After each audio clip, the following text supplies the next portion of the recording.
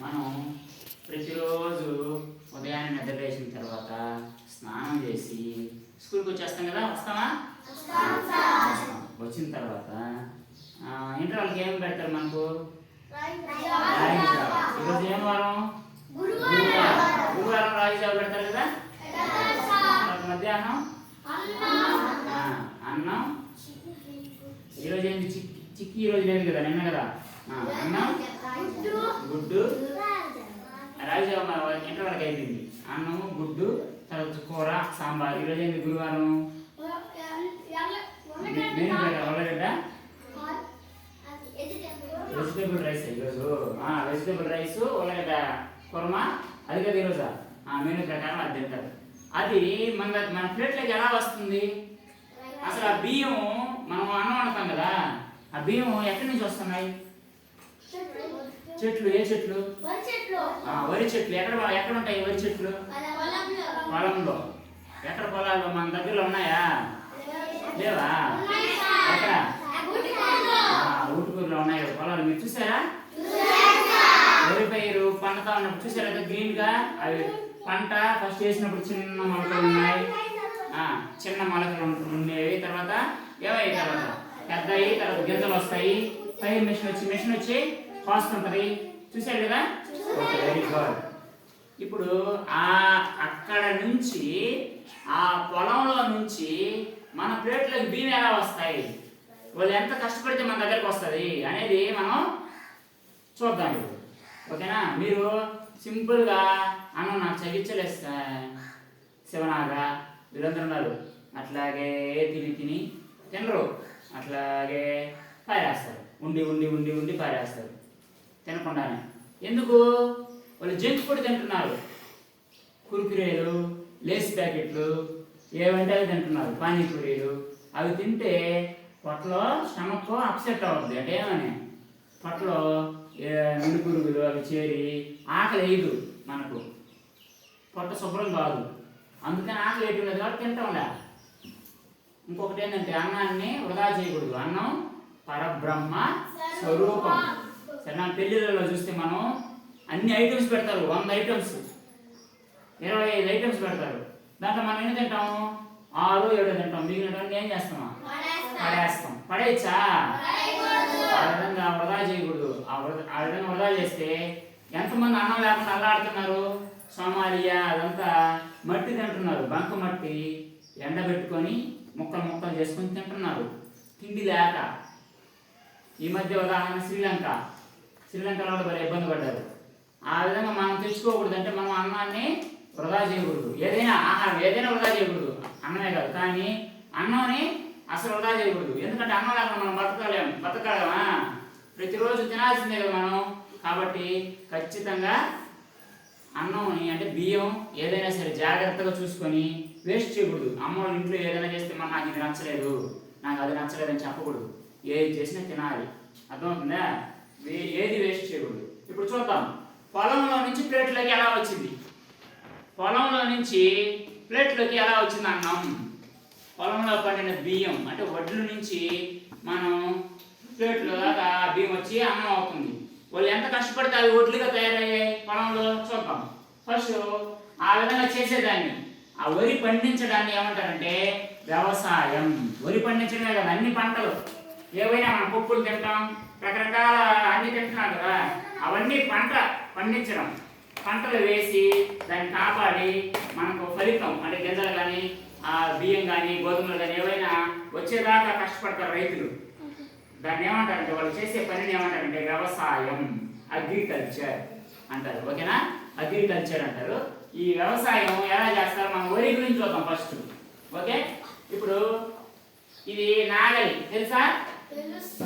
నాగలి దుక్కి దున్నడం. ఫస్ట్ ఏం చేస్తారంటే నేల, నేను చూపించాను మీకు, నేల మీద పొలంలో గీసి నేను చూపించాను కదా.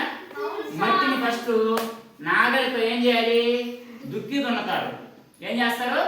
దుక్కి దున్నుతారు. దున్నిన తర్వాత అది మెత్తగా అవుతుంది, గట్టిగా ఉంటుంది కదా మట్టి. దాన్ని ఏం చేస్తారు? మెత్తగా దాన్ని ఏమంటారంటే అదే దుక్కి దున్నడం అంటే వదులుగా చేస్తారు. వదులు చేస్తారు. మట్టి గట్టిగా ఉంటుంది, ఏం చేస్తారు? లూజ్ చేస్తారు. అప్పుడు బాగా మెత్తగా వస్తుంది. అప్పుడు ఏం చేస్తారు? తర్వాత ఏం చేస్తారు? నీళ్లు పెడతారు. దాన్ని నీళ్ళు పెట్టి కడతారు. అప్పుడు మెత్తగా అయిపోతుంది, బురదలాగా అవుతుంది. అప్పుడు ఏం చేస్తారంటే చదును చేస్తారు. ఇది మాను అంటారు, దీన్ని మన సైడ్ మాను అంటారు. చదును చేసేదాన్ని దొంగ దొంగ దొంగేయడం, దాన్ని మాను అంటారు. ఆ మానేసి ముందు ఎద్దులు కట్టడం లేదా ట్రాక్టర్, ఇది కూడా దుక్కి దున్నడం కూడా ట్రాక్టర్ దున్నిచ్చు, లేదా ఎద్దులతో కూడా దున్నచ్చు. ఎద్దుల్ని నాగలు కట్టి ఎద్దులతో దున్నచ్చు, లేదా ట్రాక్టర్తో కూడా దున్నచ్చు. ఇప్పుడు ఇది మాను, ఆ బురదలాగా చేశారు కదా, ఆ పొలంలో ఈ మానుకి ఎద్దులు కట్టి దాంతో లాగుతారు, లేదా ట్రాక్టర్ కూడా ఉంటుంది దొంగ. ఆ దొంగతో చదువు చేస్తారు. నేను మీకు చూపించాను, నేను ఒక రాయి లాగా తీసుకొని దొంగలాగా దాంతో చదువు చేస్తాం. చదువు చేసిన తర్వాత లెవెల్ అయిపోయింది, లెవెలింగ్ అయిపోయిన తర్వాత అంతకుముందు నారు ఆల్రెడీ వేస్తుంటారు.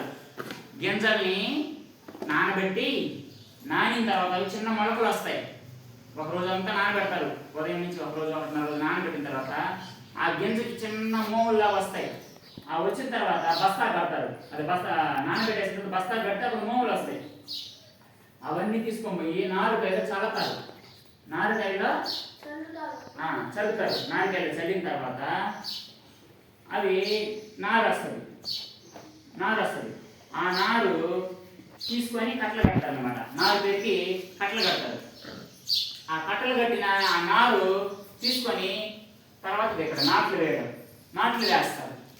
అంటే ఆ పొలం దుక్కి చేసేసారు కదా, చదువు చేసేసారు కదా, అక్కడ మనుషుల్ని పెట్టి నారు నాటిస్తారు. లేదా మిషన్ ఉంది, ఇప్పుడు నాట్లు వేసే మిషన్ ఉంది, ఆ మిషన్లో కట్టలు పెట్టేస్తారు.